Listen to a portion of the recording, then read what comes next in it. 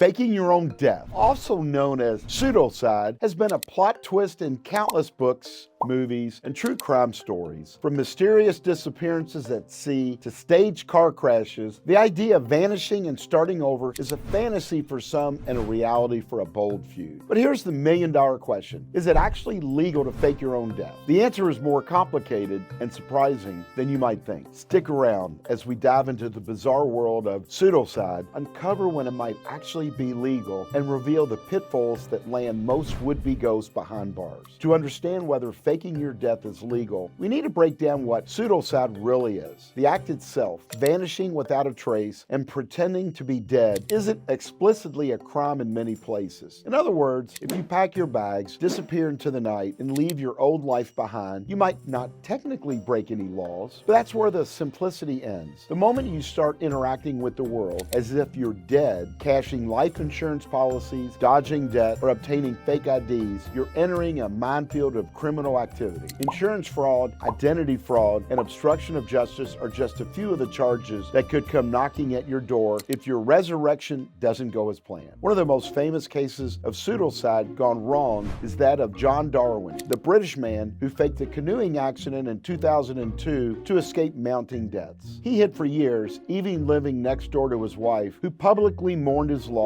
while secretly collecting over $500,000 in life insurance payouts. Their undoing? A simple photograph taken in Panama that surfaced online and brought the whole scheme crashing down. Both were convicted of fraud and served over 6 years in prison. It's cases like this that highlight the real risk of pseudocide, not in the act of disappearing itself, but in the fraudulent acts that usually follow. Another bizarre case is that of Australian conman Brendan James Abbott, who staged his own death in a fiery car crash in the 1990s to escape law enforcement. He didn't get away with it for long, but his case raised questions about how easily a convincing death scene can be staged and why so many fail. One of the most intriguing modern pseudocide cases is that of Patrick McDermott, an American cameraman and the boyfriend of singer Olivia Newton-John. In 2005, McDermott vanished during a fishing trip off the coast of California. Presumed drowned, the mysterious deepened when a private investigator claimed to have found evidence suggesting McDermott had faked his death to escape debts and start a new life in Mexico. Several sightings of him were reported over the years, but none were confirmed. Although he's still officially listed as missing, this case highlights how quickly a disappearance can transform into a pseudocide theory, especially when money and relationships are involved. Faking deaths isn't just a modern phenomenon. Throughout history, people have vanished for power, revenge, or survival. In 1593, the infamous English pirate Henry Every staged his own death to escape capture, retiring with a stolen fortune. Legends suggest he lived out his days under a new identity, free from the hangman's noose. Then there's the case of Anastasia Romanov, the Russian princess who was rumored to have survived the execution of her family in 1918. Numerous women claimed to be her in the years that followed, sparking one of history's most enduring conspiracy theories. Although DNA evidence eventually disproved these claims, the fascination with her potential escape highlights how pseudocide has captured the public imagination for centuries. In 1974, British aristocrat Lord Lucan vanished following the murder of his children's nanny. His car was found abandoned and bloodstained, but he was never seen again. Rumors of his survival have persisted for decades, with alleged sightings spanning from South Africa to New Zealand. Some believed he faked his death to escape prosecution, supported by influential friends who helped him vanish. Despite numerous investigations and an official death certificate issued in 2016, the case remains unsolved and continues to fuel conspiracy theories. But what if you don't cash in on life insurance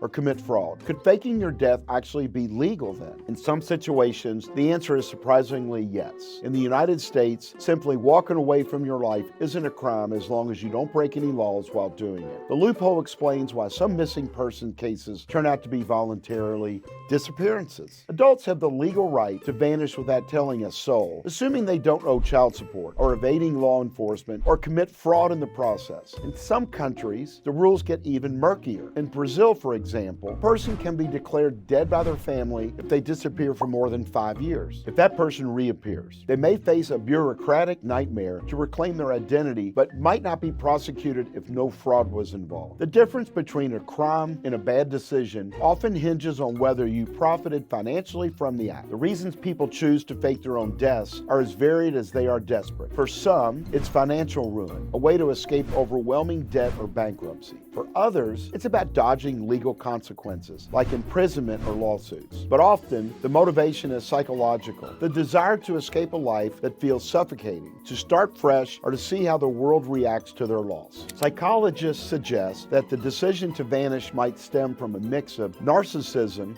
a need for control, and a desire for freedom. The idea of watching one's own funeral, of seeing who shows up and what they say, hints at a kind of morbid curiosity that reveals more about the human psyche than the law. The methods people use to fake their deaths can range from the absurd to the almost genius. Some hire body doubles, stage elaborate accidents, or bribe officials to issue fake death certificates. In one infamous case, a man from Ohio attempted to fake his death by using a pig carcass to stimulate his remains in a fiery car crash.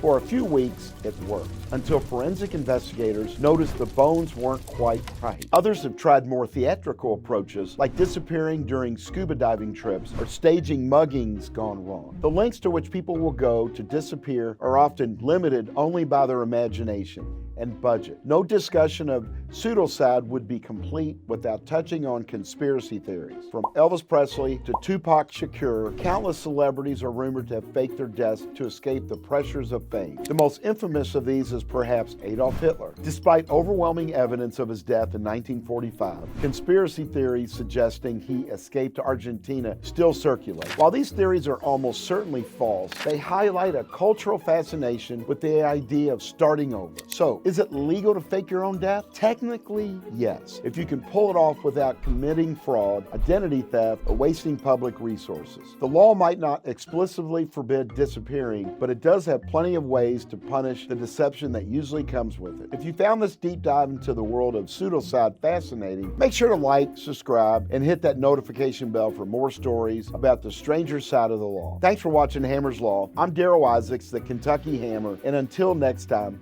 stay legal.